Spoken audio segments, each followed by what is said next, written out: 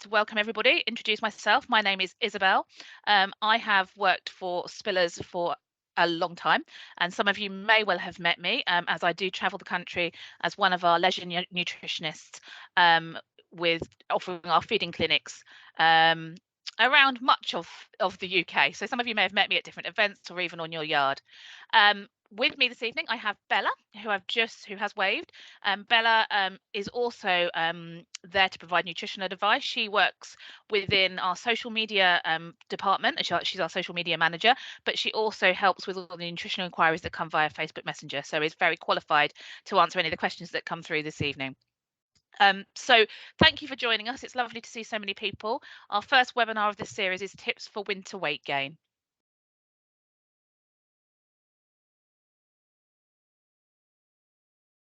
So this is an interactive evening. Those of you that have been on some of our webinars before will perhaps be used to this. We'll be running a few Slido quizzes or surveys or questionnaires as we go through. It's really, really simple. If you've got your phone beside you, just scan that little dinosaur, put your camera over the little dinosaur, and then click go through, and it will take you straight through to the Slido. It will say there's no polls or no quizzes available yet because they won't come up until we get there.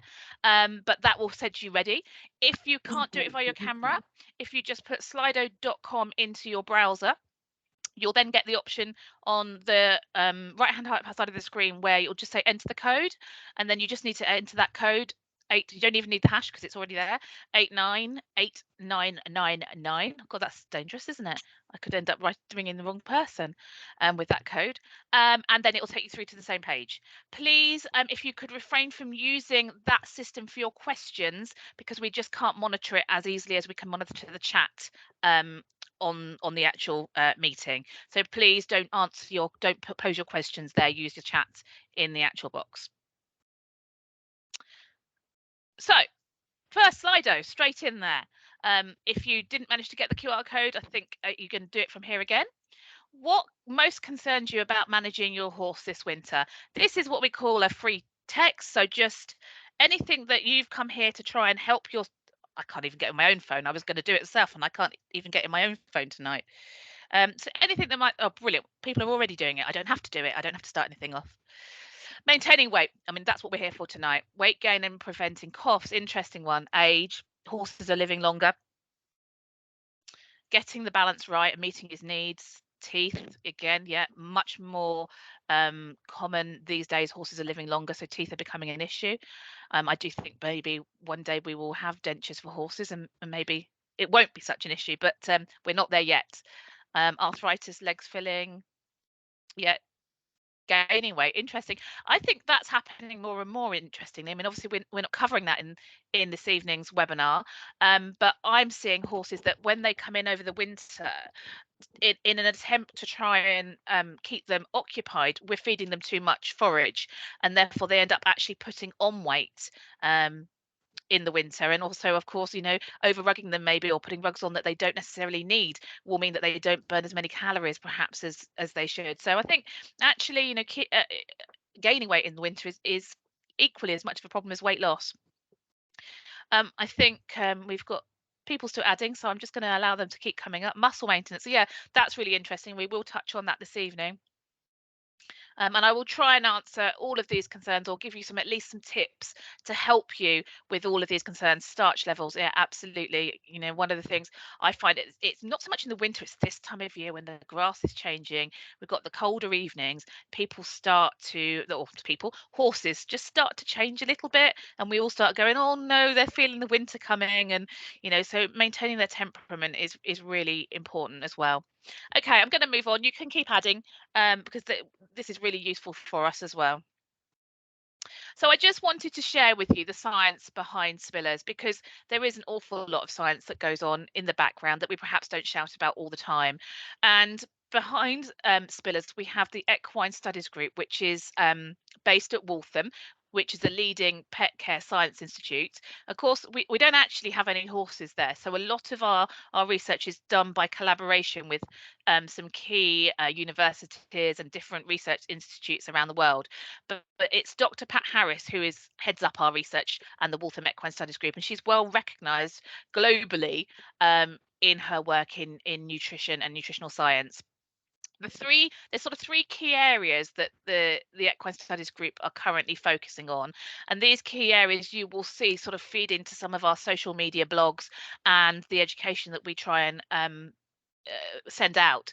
And those three areas are obesity, laminitis, and senior horses and ponies, and all of which fit in to when we're talking about winter feeding.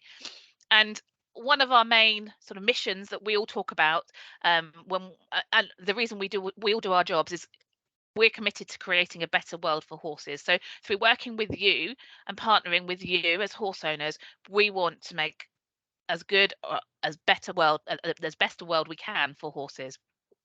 I put a little link there. Bella will put that in the chat as well. That takes you through to our blogs. We've hosted some science weeks recently where we've actually showcased our science, and this link will take you through to those blogs. So if you are interested in finding out more about the science that we do at Waltham and how it feeds into spillers, then please go along to that link on the website, and you'll find a bit more information out. So, why is it so important to consider the changing seasons and the impact on our horses? Well, these two pictures, I think, really shows it quite clearly. Most of us, if we're lucky, we can get certainly 8 to 12 hour turnout in the winter. So, summer, sorry. In the winter, it can turn into 24/7 stabling. And that's not how a horse is designed to live. Horses are browsing herbivores. They're designed to roam over acres, miles of different types of grassland. That doesn't matter where they are, but in evolutionary terms, they're designed to browse and move over large, expansive spaces and browse and graze on different types of herbage and grazing and hedgerows and heathers, etc. But when we place horses in stables, which I'm not against a stable, domestication of horses is what's given me my job for over 20 years, but it does place challenges on our horses and the way in which they have evolved to live. Their digestive systems, even through domestication, hasn't changed. So they are still designed to eat small, frequent, fiber-based feeds. By putting them in the stables, we moved more to meal feeding, which is like how we would live, and that's not how their digestive system is evolved to work best. They are herd animals. They are designed to live together, to mutually groom, to socialize. By putting them in stables, we're taking away that part of their um, uh, way of being, and that has an impact on their welfare. We are, again, as I've said before, they are designed to move around and cover large expansive area within a day. Putting them in the stable, we're reducing their movement. The consequences of that can be that they are not expending as much calories, so they're putting on weight. They can end up with sort of joint and mobility issues because they're stood in a stable, not moving, which is obviously detrimental to all horses, but it can be even more so to the older horse. But of course, having a stable for a horse that is struggling with the extremities of the weather can be really helpful to them. So that there is no, it's, as I say, I'm not against stabling horses, but it's trying to find a way to work with how they would live in the wild and how is best for them in our more domesticated environment, and just thinking about the consequences of the two different scenarios.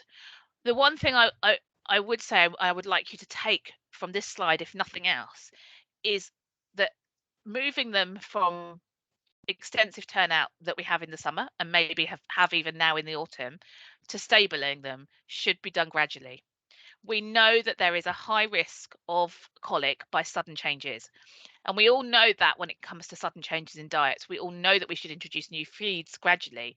But the same applies to their management, their routine, and their forage. So suddenly going from, and I hear it all the time, and I have been on yards where it happens, the clocks go back, horses come in. And that's not how a horse would like it to happen. They would like to gradually increase their time coming in. They would like their forage to be introduced gradually if they're going on to a preserved forage like hay or haylage, so that they can adapt to those changes and not just a suddenly overnight. It's not always that easy, and that isn't an ideal world, but that's something we should consider when we are thinking about our winter feeding management for our horses. So, leading on from that, obviously, we all know how important forage is. The horse is a fiber fermenter. The largest part of its digestive tract is devoted to fermenting fiber. So, it really is important that when we are considering our horse's winter feeding regime, and their diet, any diet changes, that forage is the biggest area that we consider. And actually, it's the one area we perhaps are less able to control. If we're on a yard, for example, the yard might buy in the forage and we may not be able to decide, well, actually, that's not suitable for my horse. Another type would be. Equally, when we buy it from the farmer, we may not have any information on its nutritional delivery, what it's actually providing to our horse, what its calorie level is, what its protein level is. When we choose our compound feed or our hard feed, that's easy for us to look at. We can find that on the label, we can find that on websites, but we often have absolutely no idea when we buy our hay or our haylage what actual nutritional delivery that's providing. And when you think that that makes up the biggest part of the horse's diet, and yet could change even as little as 1 megajoule, that's how we measure horses, the energy level in horses' diets, that could have a significant impact on the horse's ability to either maintain or to lose weight in the winter. So forage is really important for digestive and gastric health. It is really a really important provider of energy, calories, and horses are hardwired to chew, like we've just talked about. So it is the most important factor, but it's one we perhaps don't give as much um, emphasis on as we maybe should. So one of the things we need to think about is what's the cause of our of weight loss in our horses in the winter? Is it that we're not supplying enough calories? Is it that they're not eating enough forage? This presentation this evening is not about the older horse, but I will say that that's something that often happens in the older horse.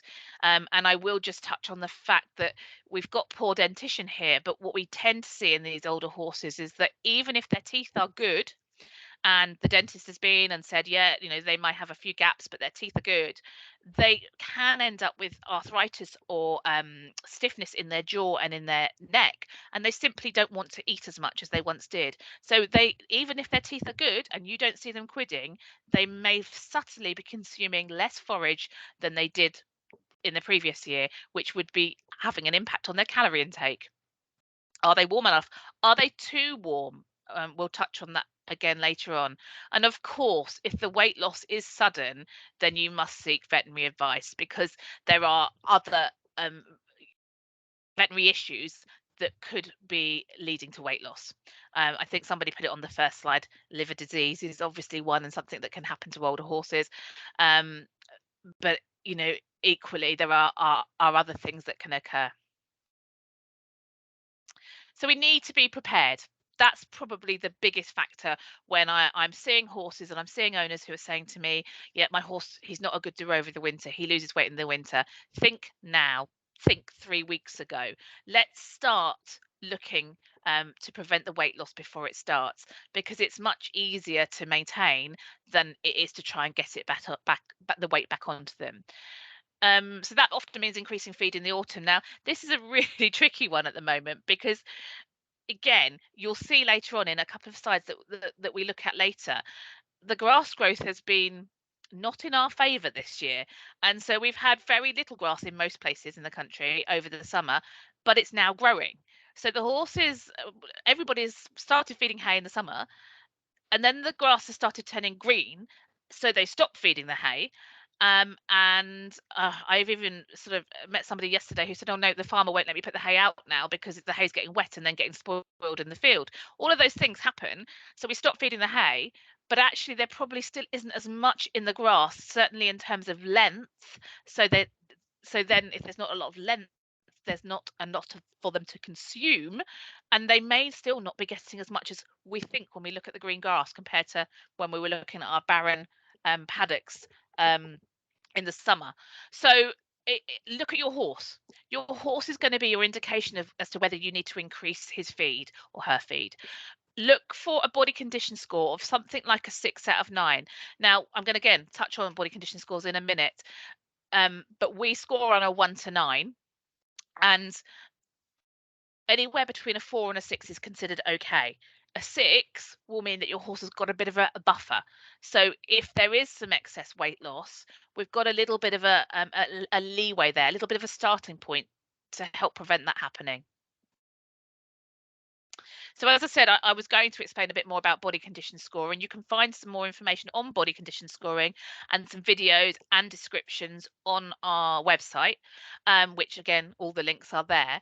But basically, body condition scoring is a way of you assessing whether your horse is the correct weight or whether they're carrying too much fat in certain areas or too little.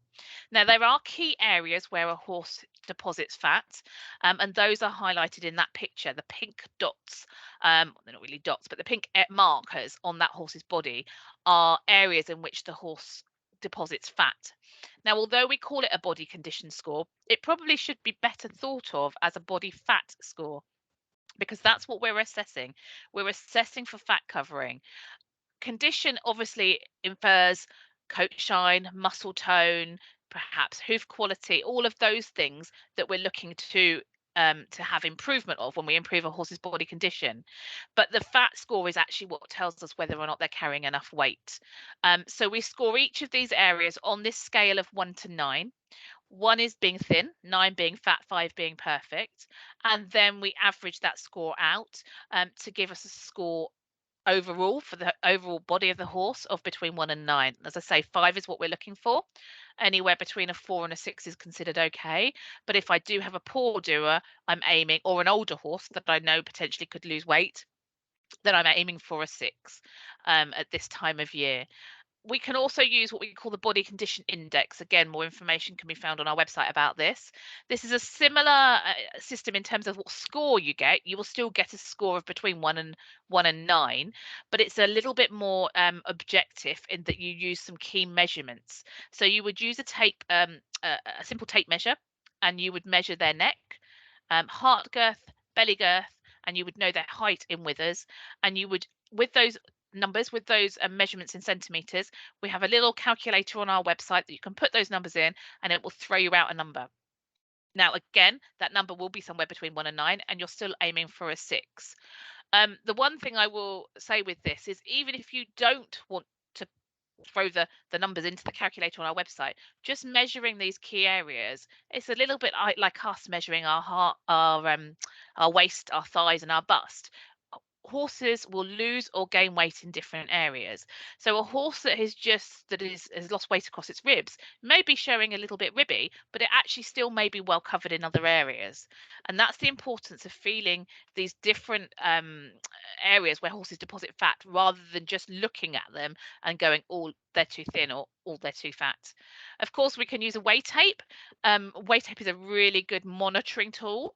It may not tell you what your horse's exact body weight is, and so care should be used if you're using your weight tape to tell you how much to worm your horse, for example, because they often underestimate their body weight, but they are useful as a monitoring tool and to tell you whether your horse is gaining or losing. And of course, the weigh bridges that feed companies like ourselves take out are really useful. But what I do always say to people is, a horse could lose 30, even 40 kilos, and that not show up on the body condition score. So a horse that's lost 40 kilos, but its body condition score is still 6, it's not suddenly that you want to put the weight on them. So you need to take your weighbridge reading with caution, and it should always be done alongside a body condition score. So muscle and top line, because this was something that came up in on what concerns people, and you know, it is a factor of what can happen in the winter when a horse loses condition. Now, what is really important to appreciate is that there are 3 things that are needed to build or maintain muscle. The most important one is the correct work. And often, if we, as the winter gets worse, and if we have a really harsh winter, putting that work in can be difficult. I, for one, don't have an arena, so I'm limited to doing my workout hacking. Now, you can still ask your horse to work properly when you're out hacking, but it can be more difficult to maintain that muscle tone if they're not working as hard as they would do in the summer. So it's really important to consider that if your workload changes, that will have an impact on their muscle and top line. The second thing is making sure that they have appropriate and optimal amounts of quality protein. So it's not just about amount of protein, it's about the quality of the protein that you're providing.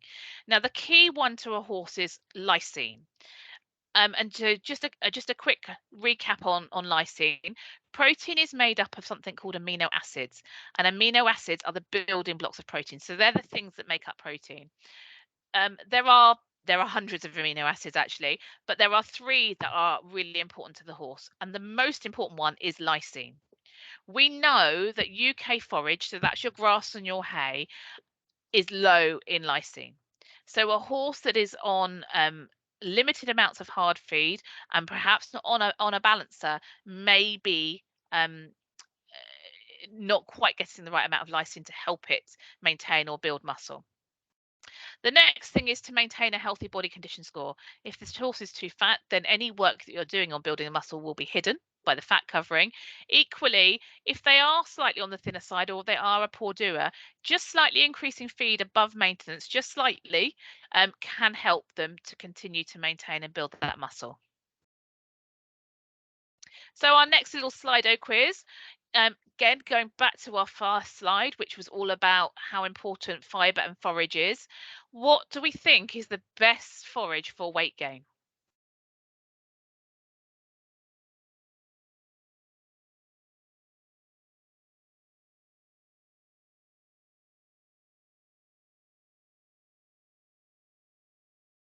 I love doing these because it's so insightful.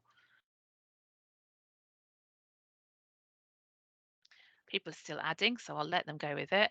Much as I expected, obviously, grass is almost always the best forage for weight gain. We know that. We see that in the summer. Haylage keeps going up and then going down again. Hay replacers have come in there. They took a while, but they've come in there now. Ooh, hay's coming back up now. I think everybody's getting into our little interactive sessions now, which is great.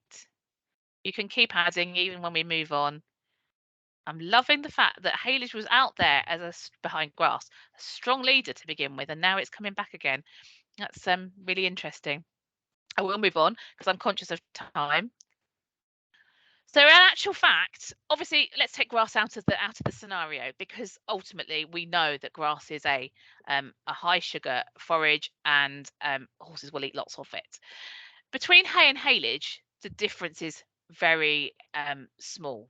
It will depend on the hay and depend on the haylage. So many people still believe that haylage is more calorific, more heating than hay. On a dry matter basis, kilo per kilo, in most cases, the difference is negligible. In actual fact, haylage is more often than not lower in sugar than hay. And that's because the process of making haylage is fermentation, and fermentation uses sugar to help with that preservation process. So in many cases, haylage is actually lower in sugar, and therefore the calories are no higher than hay. The big difference with haylage is that it's palatable. So many horses will eat haylage much more readily and in greater quantities than they might do with hay, particularly when we think about the older horses that may have poor teeth. So for that reason, people often see that horses do better on haylage and maintain their weight better because they're simply eating more. And because very few of us actually do weigh our forages, especially when we've got a poor doer, because our advice is always to feed ad lib, then actually you will just inadvertently feed more haylage than you're doing hay, and therefore your horse gets more calories. It is really important to remember that dry matter content and remember that haylage is wetter than hay, and it therefore should be fed in greater quantities to take into account that actually your fibre is diluted somewhat, and so to ensure that the horse is receiving enough fibre, it is important to feed more haylage than you would do in hay by weight.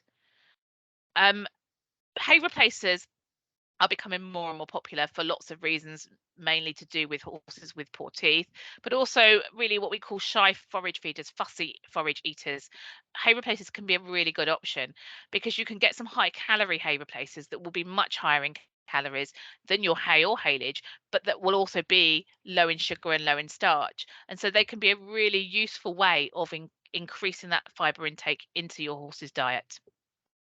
As to what's the most suitable hay replacer for your horse, if that's something you want to look at, it's always best to ring a care line and ask them, because they'll ask you questions about your particular horse and what their needs are.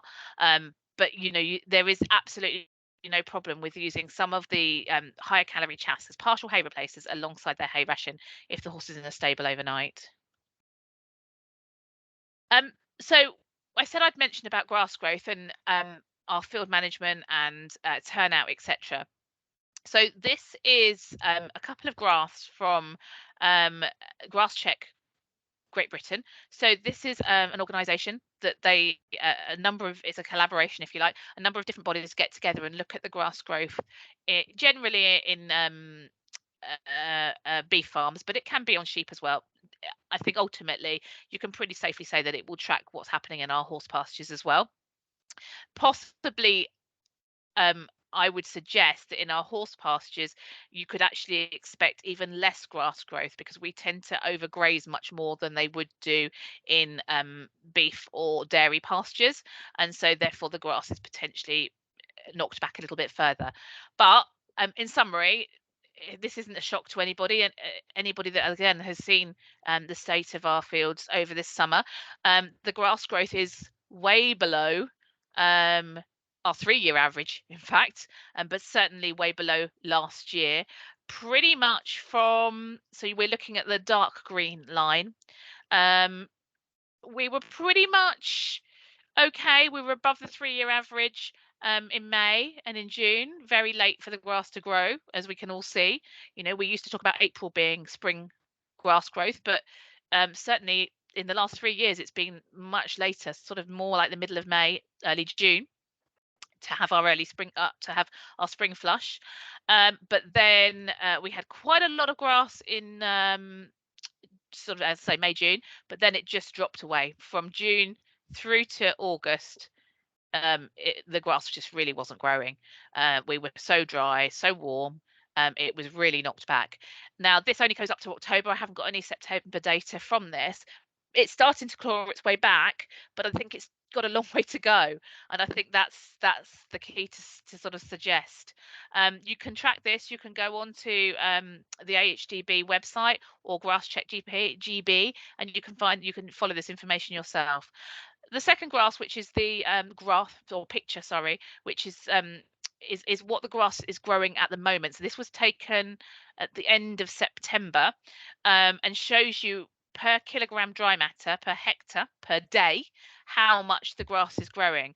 Now, I thought this was really quite interesting, because we kind of always thought that sort of the Cheshire, Lancashire was okay, but actually this is suggesting in terms of the grass was still growing, but this is suggesting that in sort of north to west Wales is where we've got the highest grass growth, and actually much lower down in the south, which again is probably not a surprise to those of us that live around those areas, but it just shows that the how much the grass is growing at the moment in this last week. I think it's also important to remember that when we're talking about turnout in the winter, it might not be for food, it might actually just be for their welfare and to be able to be moving out and mixing with the herd. That is just as important to the horse as actually thinking about whether or not the grass is providing a food source to your horse. So it is important that we think about a minimum forage intake. This is essential for, again, back to that first slide about horses being hardwired to chew, but also for their digestive health. The guidelines are no less than 1.5% of current body weight per day. Now, that's in dry matter. Now, this is a tricky one because nobody works out their feed in dry matter. We all just assume the water content. So when we work that up, for a 500 kilo horse without grazing, it equates to approximately 9 kilos of hay or 11 to 13, 14 kilos of haylage. This is because of the dry matter of the haylage. So this 9 kilos of hay and the 11 kilos or 13 kilos of haylage is based on us looking at the dry matter of the forage and working it up from that point. When we're talking about a poor doer, and what this whole presentation is about tonight is weight gain tips, it's ad lib forage for poor doers. So we're not going to restrict it in any way. The important thing is make sure they're eating enough. And if we think they're not eating that much, do we need to think about hay replacers or other forms of forage to encourage them to eat as much? One of the things I will often say to people, and if anybody here has been on my weight management presentations, counting droppings. Counting droppings can be a really good way, even for the poor doer, to find out what's going in. And if the number of droppings decrease, then that's a good sign they're not eating as much forage as they were doing, or perhaps should do. So going back to hay replacers to help those horses that potentially are shy forage feeders, there are many different types of hay replacers. You can use one product, you can use a combination of products, you can use them as partial forage replacers, you can use them, some of them, as full forage replacers. The important thing is that if we are using hay replacers for whatever reason, that they have to be split between small meals, because otherwise you could either overface the horse in terms of what they're looking at. The feed could be eaten too quickly, particularly if it's fully replacing forage, or we could actually be restricting the amount they need. So it is really important, when you're considering which forage replacer you're using and why you're using it, to consider the number of meals that you can reasonably achieve or feed your horse.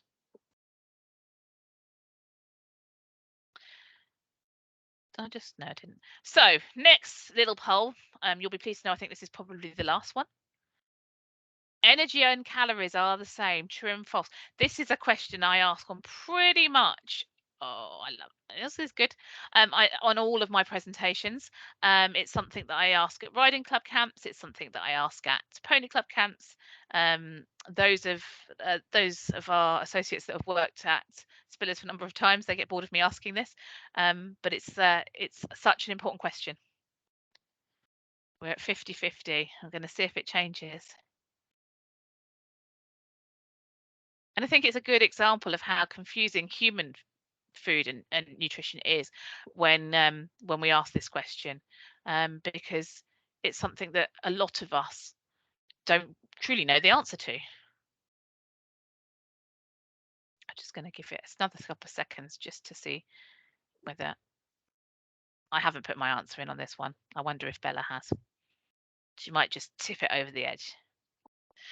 I shall move on, because I think we've I just said we've stabilised, but she has put her answer in. Okay, so we've got 52% say they're not the same, and 48% say they are the same. Drum roll, please. Calories are a measurement of energy. Calories and energy are exactly the same thing. So we cannot feed more calories and not get more energy. We cannot feed more energy and get less calories. Calories and energy are the same thing. It would be so much easier if we did just refer to calories across the whole, in terms of human food and horse food and dog food. The challenge with that is that it's the measurement that we use. So in humans, we've referred to kilocalories. In horses and in equine, in the UK, I should say, because actually it's different again in France. In the UK, our energy is described as megajoules, and that's because the horse needs more energy than a person would need. So it's a bigger number. So therefore, we use a bigger measurement. But fundamentally, megajoules is a measurement of energy. Calories is a measurement of energy. So excitable horses, laminitics, horses with gastric ulcers, Cushing's, any of those conditions where we often think we can't feed high energy calorie feeds, we can, as long as we choose the right sources of energy.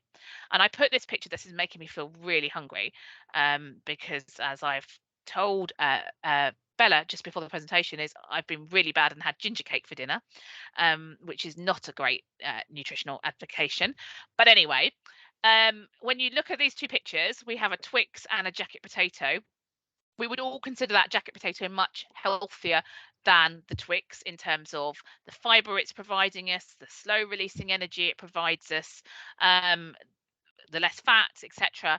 But in actual fact, in terms of calories, they are very, very similar. So if we're looking at a calorie controlled diet, regardless of the other things, at this point, when we're talking about calories, it doesn't matter which of those we choose. Both would provide a very similar amount of calories. So I said that we can feed high calorie, high energy feeds to excitable horses or to horses with other conditions like laminitis, etc.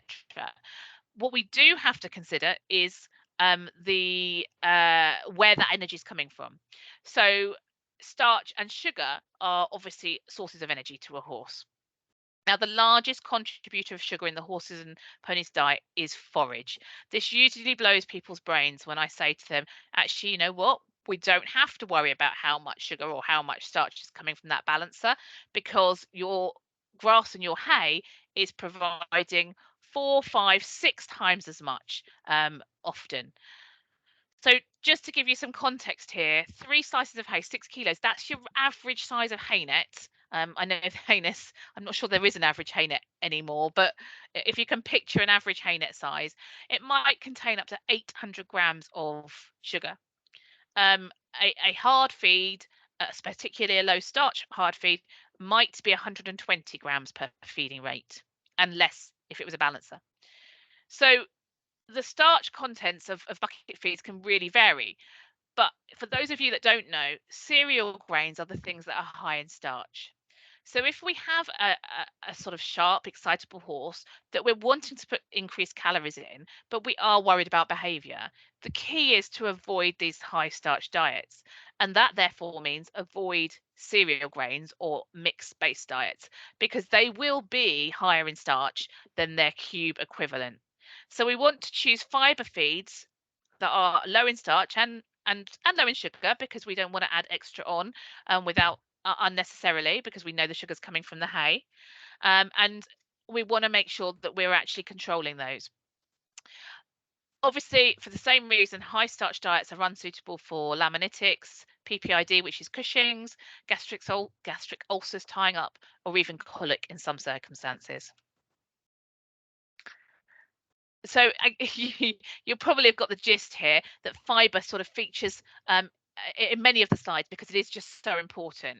And you can choose fiber feeds that are low in sugar and starch to help support digestive health and to reduce the risk of excitability. So fiber can come in different forms: hay, haylage, as we've discussed. There's also hay replacers. There are also fiber sources such as soya hulls or even sugar beet based feeds, which will provide fiber and calories from fiber, but without the need for using cereals and high starch diets. So high fiber, and I should mention, I think I said soya hulls. Sorry, I'm distracted because my dog has just come to ask to be let out, and I'm hoping that my husband will just get the knowledge that the dog wants to go out.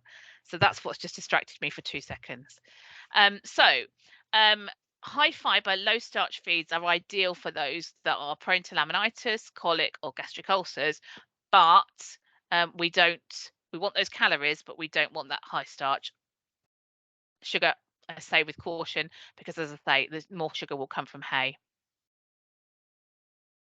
Oil is a really good calorie source, and again, those of you you've come here for this presentation, you've probably all used oil to help with maintenance of weight in horses. It's been studied widely. It's one sort of ingredient, if you like, that has been closely studied as a source of calories of energy to horses. So we know it's digested well, and we know that horses tolerate it well. The great thing about oil is it's 2.5 times higher in energy versus, let's say, oats. So 300 mils of oil will provide the same amount of energy as a 1 kilogram of oats. But as you'll know, that's a lot less. 300 mils is just over a Coke can full. So in terms of volume, it means we can get a lot more calories in with a lot less volume. And that can be useful when we're already feeding high levels of feed, and we can't physically feed anymore because we can only feed 3 times a day, for example. But it can also be useful for those fussy eaters where they just simply won't eat anymore in volume. Often we get asked, well, which oil should I use? Should I use corn oil? Should I use linseed oil? Should I use um, the oil that's most expensive from the horse feed shop? All oils provide around 3.5 megajoules per 100 mils. So it doesn't matter which oil you use, just make sure it's palatable to your horse. It is important to make sure that it's fresh. So just be very careful if you do go to the cash and carry or any of these other big places and buy big drums of oil, because when an oil does go off, it doesn't necessarily smell bad to us. It will, when it's rancid, it smells quite nutty, but it can really put a horse off eating oil. And when they do go off it, it can be difficult to get them back onto eating it. It can take sort of 10 to 12 weeks for a horse to adapt to using oil. So you have to introduce it gradually, and you have to give them time to get used to using oil as an energy or a calorie source. The other thing that we need to be careful of is that when we add more oil, we do need to add more antioxidants in the form of vitamin E. So if you're putting free or loose oil in like this, you need to make sure what vitamin E level your current feed is providing, and maybe even top up on vitamin E in that situation, or choose feeds that are already providing a high level of oil with the vitamin E added. Balancers are not conditioning. I'm going to start by saying that. They provide a negligible level of calories. Stud balancers are an outlier, because they do provide a slightly higher level of calories than your average balancer.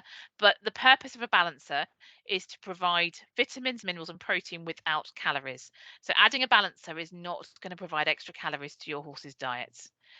The most important thing is to feed the recommended amount of an appropriate compound feed to ensure you're providing calories. And in most cases, that will then provide you with a balanced diet. So your vitamins and minerals should be in your appropriate recommended amount of compound feed. Some of the sort of more recent fiber feeds and mashes contain added vitamins and minerals too. So they can often balance the diet alongside. If you're feeding less than the recommended amount of compound feed, or you're feeding feeds without added vitamins and minerals, there are some mashes that don't, then a balancer may be recommended. But that would be the time I would say, well, if you're feeding lots of a feed that doesn't have those things in, you might be better going on to a compound feed that is fully balanced for you. Particularly when we're talking about adding higher oil levels and things like that, it's important then to make sure that we have that balanced diet.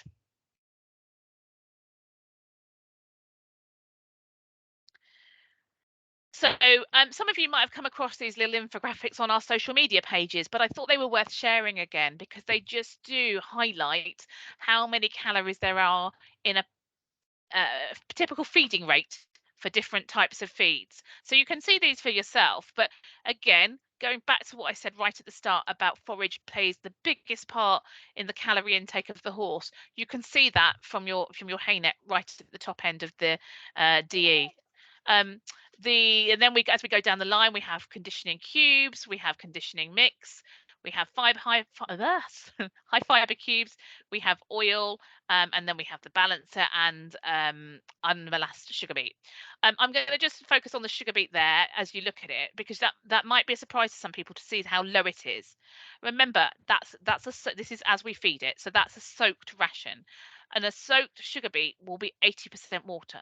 So even if that sugar beet on a dry matter basis is moderate or high calories, ultimately, once you've added the water, it becomes a low calorie feed. A bit like, if you have a vodka and Coke and you add lots of Coke, it's going to be a dilute drink in terms of your alcohol content. So if we want weight gain without excitability, again, I'm repeating what I said, but it's important to focus on this. We want to choose fiber, we want to choose oil, and we want to look for low sugar, low starch. So that fundamentally will mean avoiding mixes. So if we want to understand the spillers feeds, you can see here I've sort of highlighted our three main conditioning products because that's what this presentation is about. You will see that they all have very similar energy levels. Where they differ is on the starch level. So again, if we were doing a quiz question, I might ask now, which one am I going to choose for the excitable horse needing to gain weight? Which one am I going to choose for the horse where we're wanting to keep a low starch, low sugar diet? Hopefully you will all recognize here that we're going to choose either the conditioning of fiber or the conditioning cubes or a combination of the two. The next thing that's really important that we remember is how much is in your scoop. It's probably not a surprise for any of you if I say that it's the most common thing I have to go back and ask people. People will say to me, I'm feeding a scoop of, and I have to come back and say, well, how much is that? What size scoop? Because the traditional stub scoop have been replaced in many cases by the small sweetie shop scoop, the balancer cups. Often people say to me, I'm feeding a scoop, and I say, well, what do you mean? And they say, well, one of those little cups. And that's not a scoop to me. Or even those little tub trucks, little that you can buy, the little different shaped tub trucks, they're feeding one of those. It's really important if we're going to assess our horses' diets that we know how much we're feeding. As a guide, the stub scoop, and that's as a nutritionist, if somebody says a scoop, that's what we're thinking of, is around 2 kilos of cubes, 1.5 kilos of mix. That will depend on the type of mixture you're using. A more cereal based mix might be slightly lighter, and between 500 or 600 grams of a chaff, particularly our chaffs. A straw based chaff again would be lighter than that and may only be around 250 grams. And then if you look at the table there, what we've done for you is we've put the level of calories per scoop. So you can see by switching up from a high fiber cube, just by switching up and feeding the same amount per scoop, how much more calories that you'll get. But then equally, if you look at the conditioning cubes as opposed to the conditioning mix, even though they have the same calories per kilo, per scoop, you get far more from the cubes because they're denser and they weigh more.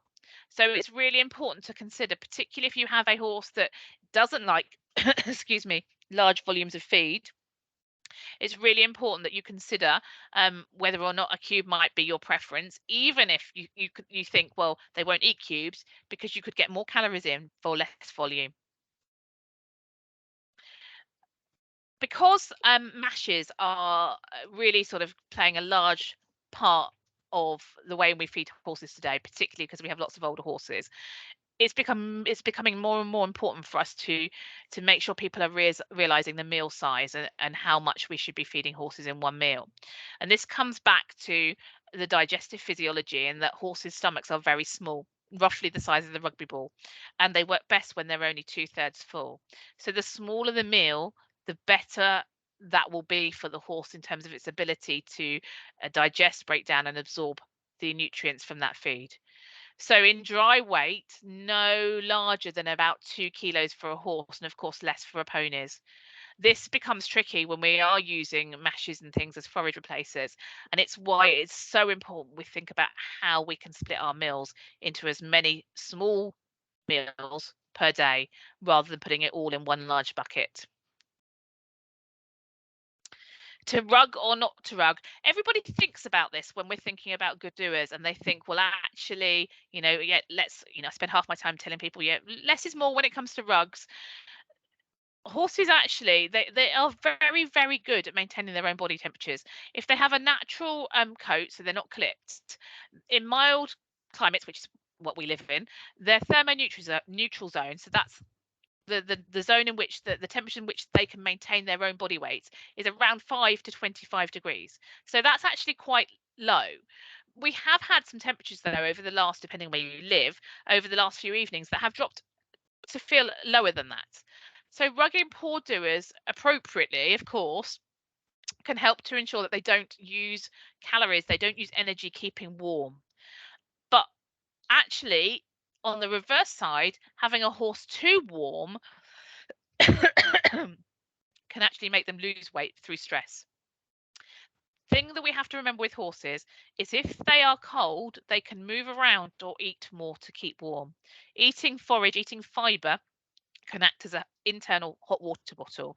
So I would still, even with the poor doer, urge on the side of caution in terms of rugging, but remember that wet and wind will take more out of them than if it's just cold.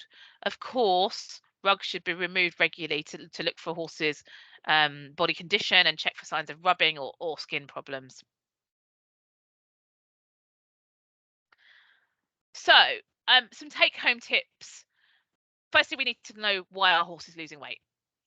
Secondly, we need to make sure they're eating enough forage. We then need to consider hay replacers for those that are unable to manage hay or haylage, long fibres.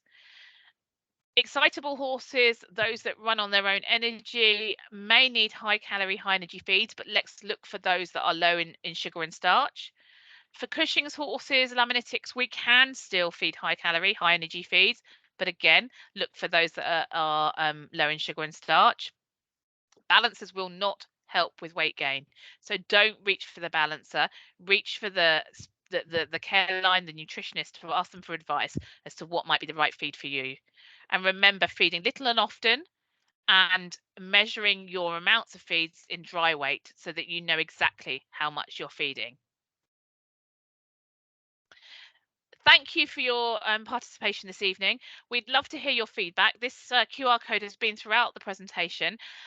This is a survey. We'd love to hear what you thought of today's webinar, but also what you would like to hear more of from Spillers.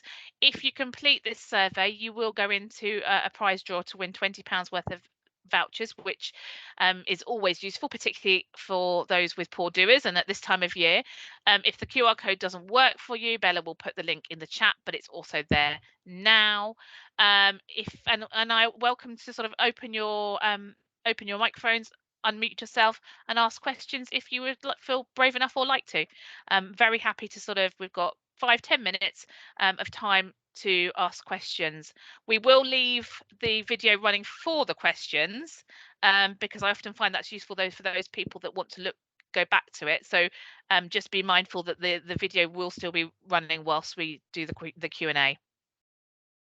First question is about a 27-year-old mare currently on fibre beat as she has been prone to laminitis.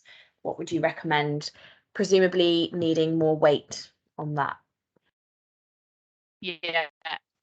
So fibre beat is a great product for a horse pony that's been prone to laminitis and that needs to gain weight. It's on a dry matter basis. It's a fairly calorific feed, but again, it comes down to volume. We need to make sure we're feeding enough. So what we would need to do is to check that the horse is being fed enough in dry weight of that fibre beat. If it's challenging at that age, I would be questioning forage consumption. And I would be thinking, well, it's probably not actually consuming as much forage as it perhaps should or has done, and so I would be looking to try and use some partial hay replacers. The Spillers Spillers Senior Super Mash is the product that we would recommend in this situation, and it can be used as a full or partial hay replacer. It can also be used alongside a compound feed, but the main benefit of our senior super mash over the fibre beet is that it's a balanced diet. So with the fibre beet, it doesn't have any additional vitamins and minerals in it. The protein level is a natural protein level. It's not supported in any way. And so by using the Spillers Senior Super Mash, you'll know your horse will be getting a balanced diet in terms of optimal levels of vitamins, minerals, and protein. You'll also be getting some pre and probiotics, which support the horse's digestive system and lets them get the best use of the nutrients out of their diet, so that they're making the best use of all the nutrients.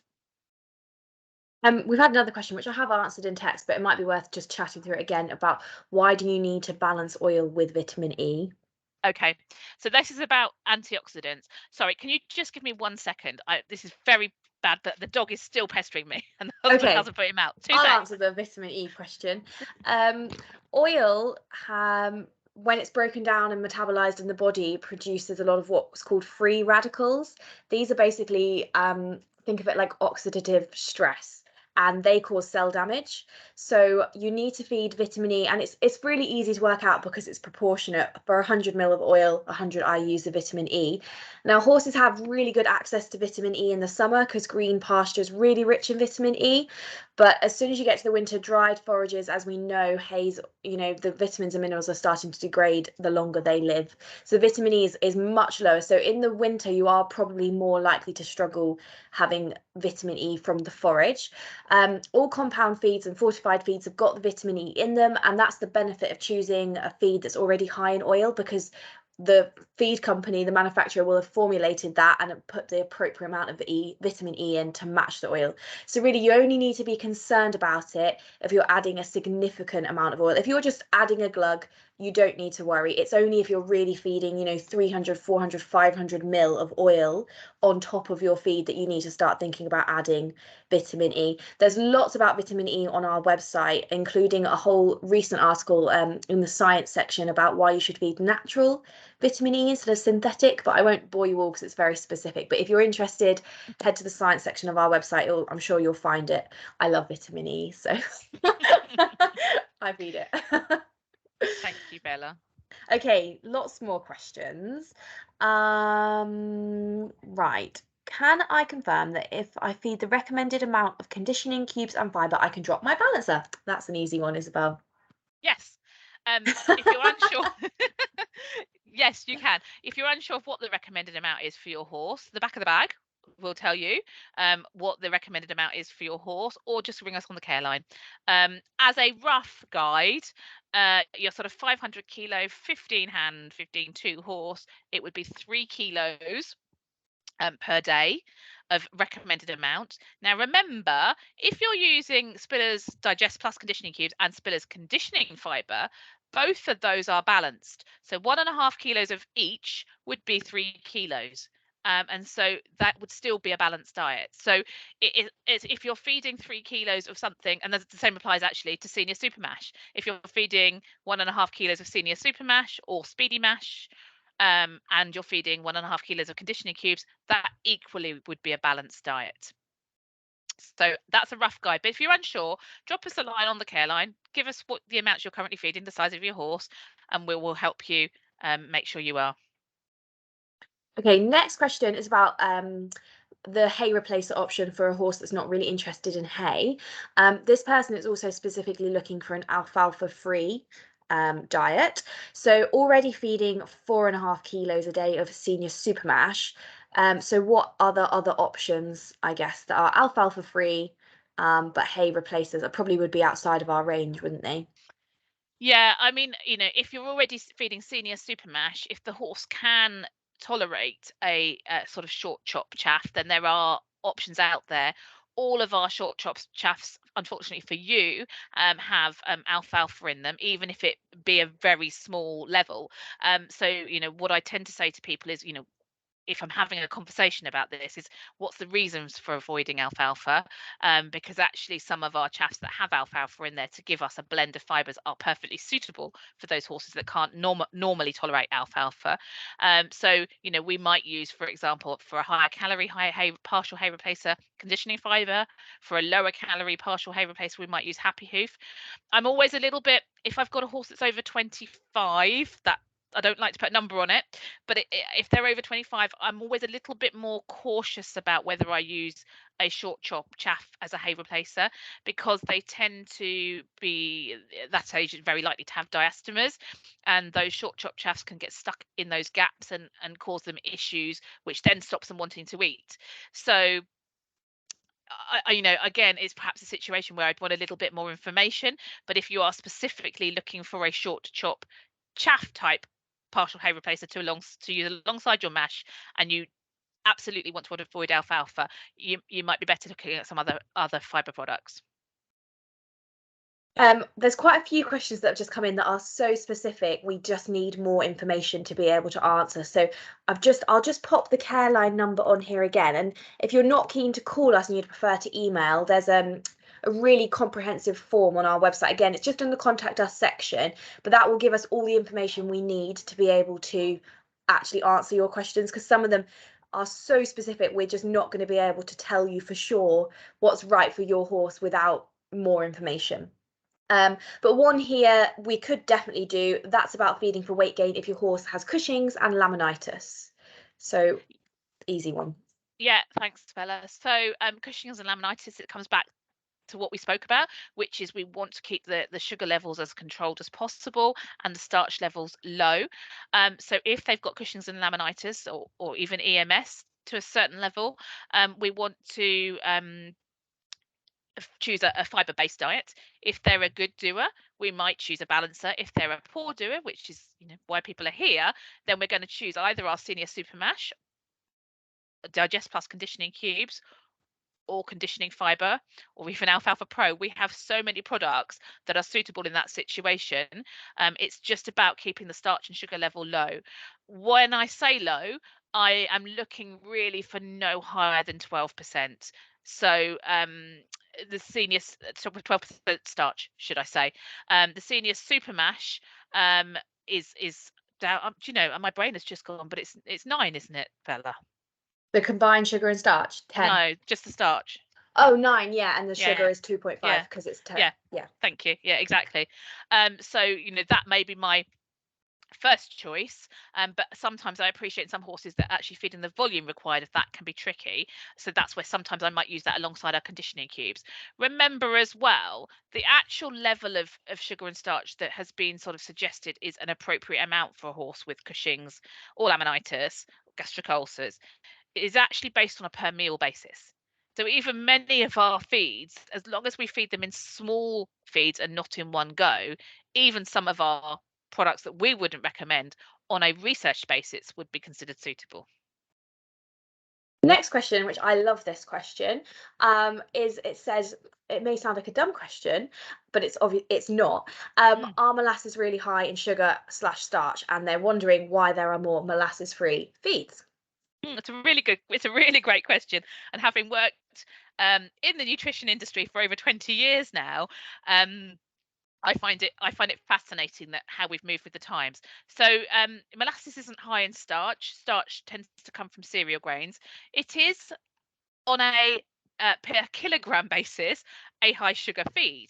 But remember, the percentage of molasses used in feeds is absolutely tiny. So we can have feeds.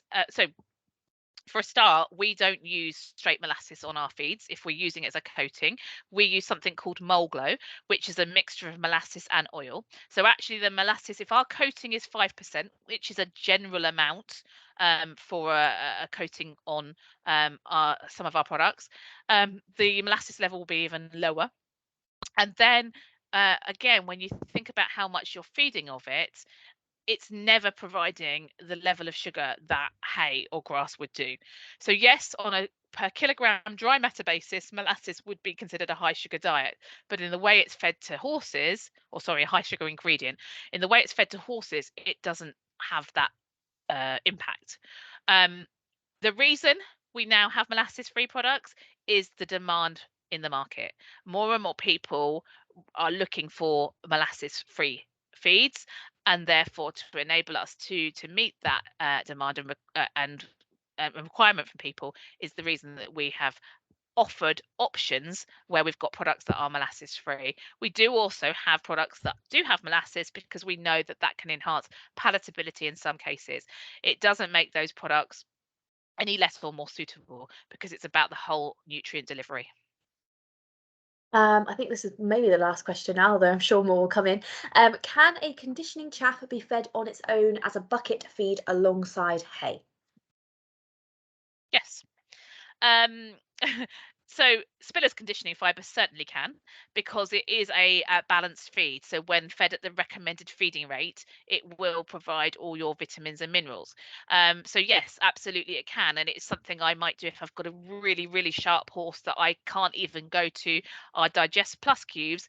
It's something I might well do. Again, you have to remember that 3 kilos, thinking of that as our magic number for our 500 kilo 15-2 horse, is going to be in the region of 4 or 5, maybe depending on your size of scoop, 6 scoops a day. And that could be quite tricky to to do if you're only able to feed twice a day. But you could use it in a bucket overside and let them overnight and let them browse on it overnight. So yeah, absolutely you can. Remember though, there are some conditioning chaffs. So for example, our Spiller's Alfalfa Pro Fibre is also considered a conditioning fibre. That couldn't be used as a complete feed because it doesn't have vitamins and minerals in it. Sorry, background noise. Another question, which I think is a good one, again, because it's a bit more of a niche question, is about feeding a broodmare. So this broodmare is still lactating. She's got a 6-month-old foal. Oh, and she's also in foal again. So her teeth are fine, no worms, but she is losing condition. She's on ad-lib hay and grass. She's on stud nuts and some top shop. So what would you recommend for her? I should let you answer. Should I Bella. answer? Those of you that don't know, Bella she must be 6 months now, is she? 4 or 5 months? 5 months. Bella I has have a her own little 5-month-old baby. foal. Yes, yes. So I'll answer this one. So it's the same principle for all of the horses that Isabel's been saying for the whole talk, really. Obviously, we're aiming for low sugar and starch in all situations wherever possible. I would be recommending ulcer fibre. I'm not sure if Isabel's mentioned ulcer fibre today. That would be my go-to for a broodmare because of the really good quality protein that's in it. We cast your minds back to earlier on when Isabel was talking about what makes a quality protein, and we were talking about lysine. Lysine is very high in alfalfa, and ulcer fibre is based on an alfalfa chaff, and it's got all the vitamins and minerals in it. It's a complete feed. You could feed that at the full recommended ration. I'm not sure how big she is, but let's assume she's 15 average 500 kilo horse, 3 kilos a day, so 3 stub scoops a day. That would be what I would recommend for her, and that's suitable even when she's lactating as well, and also fine for the foal to nibble from. I'm not sure if you're feeding your foal anything at the moment, but if not, we would be looking to move the foal onto Grow and Win stud balancer alongside Alfalfa Pro, or equally could go onto ulcer fibre, but it's a very high oil, 10%, very calorific, so might be too much for the foal. But give us a call if you want more specific advice, but as a general, I would say ulcer fibre. Next question. Yeah, so I answered a question. A horse had got dental issues, and I said we just wouldn't recommend a chaff. We would always go for a mash. And the question is, even with the horse with ulcers, I'm happy to answer it, Isabel, or do you want to answer that one? Sorry, I was just typing an answer to the chat. Oh, I'll answer it. Okay, so yes, absolutely fine. So I'm sure this question is probably aimed at people that have read up about how we want to feed short chopped fibres or chaffs before exercise, and just generally to help reduce gastric splashing. But forage, don't forget that forage works in exactly the same way.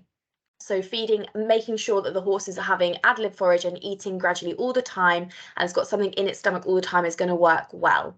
So obviously, horses with poor teeth, the choke risk is higher than that benefit. And making sure they've got some fibre going through is going to be better than no fibre going through. All of our mash products, including our new performance mash, Perform and Restore mash that has been mentioned in the chat, all suitable for horses with ulcers because of the low sugar and starch rate, but they're all really high in fibre. Now, and the other thing to remember, again, I won't go too far because I have a prelude to going off on a tangent, but we also always think of squamous ulcers. So we think about ulcers in the foregut, and often we think about the top part of the stomach, but we have to remember that glandular ulcers are quite common, and pyloric ulcers are also common, and these ulcers are actually much more susceptible to scratchy chaffs or very coarse hay. So whilst it's good to think about always feeding a chaff when we can, also not all horses need chaffs, so it's very individual, we know that, but feeding a high fibre mash that's soft can actually be more beneficial for those horses. So bear that in mind when you are thinking about feeding a horse with ulcers. Think about what type of ulcers you are trying to address with your feeding. This is not an ulcer presentation. We do have an ulcer webinar coming up. You can book onto it on the same link that you booked for this one, and we will talk about pyloric ulcers, glandular ulcers, squamous ulcers for that one. But yeah, absolutely, the mashes are fine for horses with ulcers. Right, next question. Molasses are high in sugar in dry matter kilo, but in feed did not contribute. Oh, that's your answer, Isabel. Yeah. Got it. Which oil is best to use for overall health, not just weight gain? So this again, the simple answer is, without me waffling on, it doesn't matter. There is a lot of argument about some oil has a higher level of omega-3, omega-6, so that makes that better than another. But actually, the reality is the research hasn't been done to find out what the correct ratio of omega-3 or 6 is for a horse. And actually, as their diets are very different to ours in that they don't have high fat diets, they get a lot of omega-6 anyway from their forage and from their grass. So fundamentally, the way that we're feeding oil for a calorie source, as at the proportion at which we're feeding it within their diet, the most important thing is choose one that's palatable for your horse. Some horses like corn oil, some horses like vegetable oil. You certainly don't need to buy a sort of branded horse oil. A supermarket one is equally as good. I would say it seems to have settled down, but oil was a bit of an issue at the start of this year, and getting hold of oil generally was problematic. But yeah, it from whether it's calorie or health, in terms of, sorry, there is I should say, when it comes to joints there is a difference, and actually there is some evidence to suggest actually when it comes to joints, fish oil is a better source of supporting the joints. And that's, again, without going off on a tangent, because I tend to have a habit of doing that as well, that's due to what we call the EPA and DH levels within the fish oil. But you have to be careful with feeding fish oil to horses because it's very high in vitamin A. So generally, from your question about health, it's whatever's palatable. Yeah, just choose a feed that's got oil already added. Yes. That's the simplest way to do it, because it is palatable, but it's already in there. You don't have to worry about your vitamin E. You don't have to, you just, it's there, it's convenient. Just choose a high oil feed. What is a natural vitamin E to come out? Oh, that is sorry. Yeah, vitamin E is a supplement, just like any supplement you can buy off the shelf in a powdered form. There's quite a few companies that make a natural vitamin E. Off the top of my head, Science Supplements, Feedmark, probably NAF, Forage Plus. Just Google it. You can just buy it off the shelf online. If you want specific advice on how many IUs of vitamin E you want to be adding, I would recommend getting in touch with us. The 100 IU to 100 mil oil is the ratio to work off. But if you've got a specific issue like tying up, PSSM, or you're just concerned about performance, or just get in touch, because that's the easiest way to give the right amount. Yeah, see, the next question that came in was PSSM too. See, And yeah, and I would say, Katie, ring us on the care line. I'm not on tomorrow, but it's a little bit of a pet subject of mine, PSSM2 at the moment, because I was listening to a presentation on it at a conference just a few weeks ago, and there's been some very interesting developments with regards to PSSM2, and the management of horses from a nutritional perspective. So I can't remember when I'm back on the care line next week, but perhaps just just drop us a line on email, ask my name, Isabel, and then just leave your number and we can give you a call back, or leave your number here and I'll call you when I'm next on the care line. There was a question about cleaning teeth, Bella, that we just missed. I'm just yes, I going to go saw back up to that. it. Yeah. Yeah, my vet tried to tell me once to clean my horse's teeth. It wasn't much fun. Generally, they sort of just give you a syringe and say squirt, and that tends to be effective. It is really difficult, because if you think about what a horse is designed to chew on, when it's grass, although that's got a high sugar content, it's also got a high water content, so it doesn't stick to the teeth, if you like. Hay doesn't.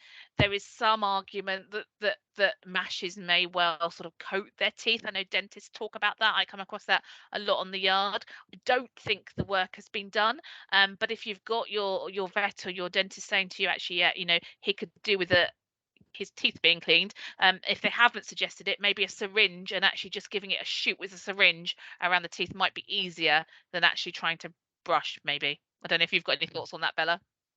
Yeah, I was thinking, I'm not sure how you're going to clean the horse's teeth. I mean, surely the vet or dentist has given you specific advice on how to make that.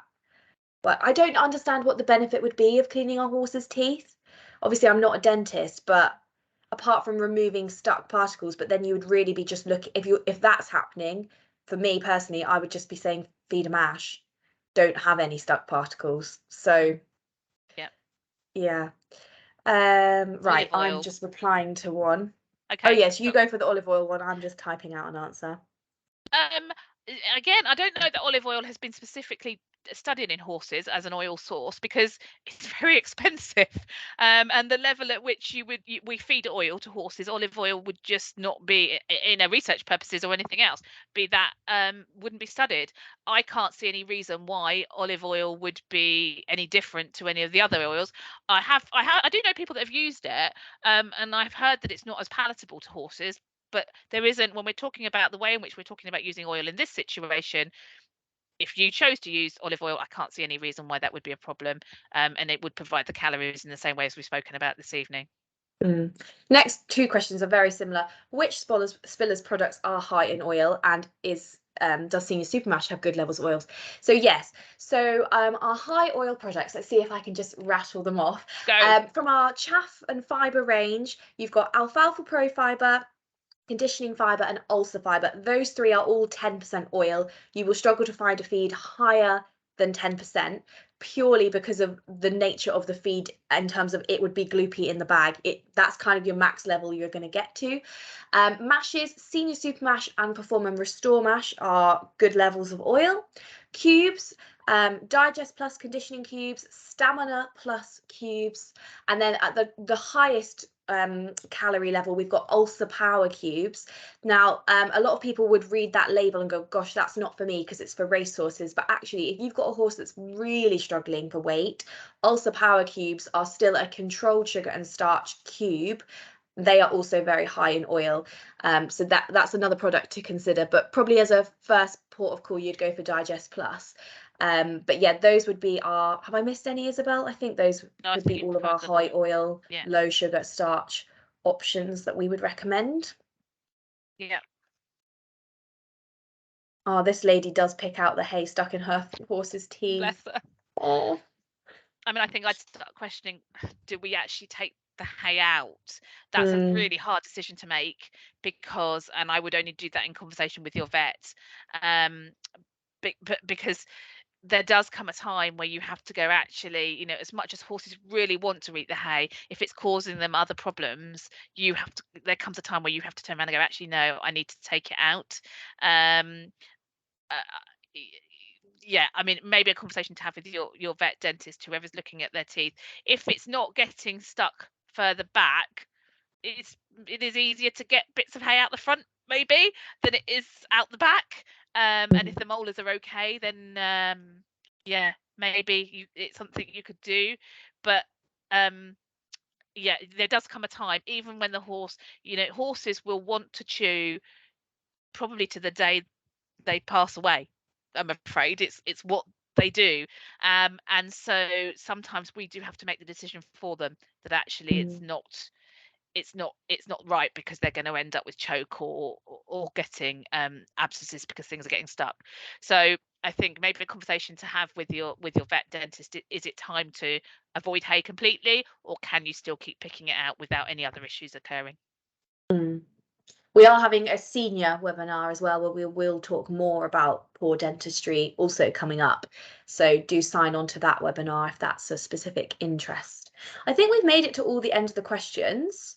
So maybe we'll We're just 20 minutes over, so I we thought are. maybe, yeah, we should maybe and of We'll course, sign off. yeah, and I'll pop the even, care line number in thank you, again, Bella. just in case. But yeah, like I said earlier on, if you'd rather not call us and you'd just like to email, fill in the contact us questionnaire, or it asks lots of questions about your horse's demographic and what you're feeding now and your routine and lifestyle and whatever, and we'll be able to have a much more informed response for your specific requests as well. Thank you everybody for coming. Hope you Thank you for your enjoyed it. lovely comments. Please do join us on our next webinars. We love doing these things over the winter when it's not so easy to be on a yard talking to people. So yeah, please do keep joining us and contact us on the care line if you have any other questions. I'm going to stop recording now before I forget. Yes, well done. I forgot.